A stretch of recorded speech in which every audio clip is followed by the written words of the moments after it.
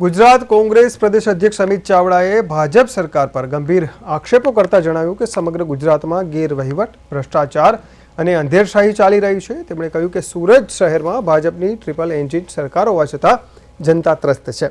Tax ચૂકવવા છતાં સુરતના લોકોને પીવાનું શુદ્ધ પાણી નથી મળી રહ્યું અને નાના વેપારીઓ, લારી ગલ્લાવાળાઓને હેરાન કરવામાં આવી રહ્યા છે। અમિત ચાવડાએ વધુમાં જણાવ્યું કે સુરત ડ્રગ્સનું હબ બની ગયું છે અને કાયદો વ્યવસ્થાની સ્થિતિ સૌથી વધુ ખરાબ છે। રસ્તાઓ, પુલો અને પાણીની ટાંકીઓ તૂટવી એ ભાજપના ભ્રષ્ટાચારનું જીવંત ઉદાહરણ છે।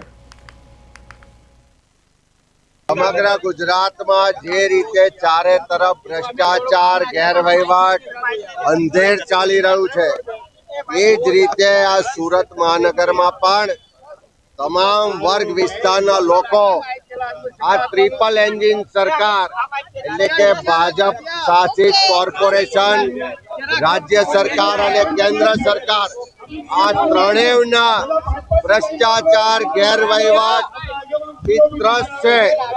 આ સુરતની જનતા જે ટેક્સ આપે છે એના પ્રમાણમાં શુદ્ધ પીવાનું પાણી નથી મળતું।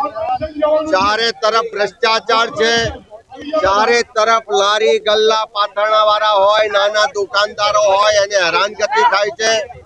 ચારે તરફ દારૂ ને ડ્રગ્સ ને કારણે યુવા પેઢી બરબાદ થઈ રહી છે।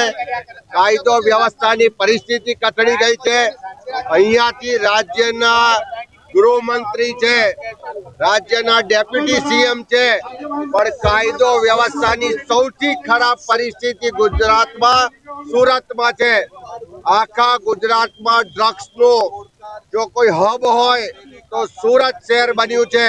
ત્યારે એવા સમયમાં સુરતીઓના અવાજને બુલંદ કરવા માટે, અહીંના લોકોને બુલંદ કરવા માટે, જનતાના આક્રોશને વાચા આપવા માટે આજે શહેર કોંગ્રેસ સમિતિ દ્વારા જનાક્રોશ પદયાત્રા કરવામાં આવી રહી છે। આવનારા દિવસોમાં આ જ રીતે સુરત શહેરના 30 વોર્ડમાં જનતાના પ્રશ્નો સાંભળીશું, એના અવાજને બુલંદ કરીશું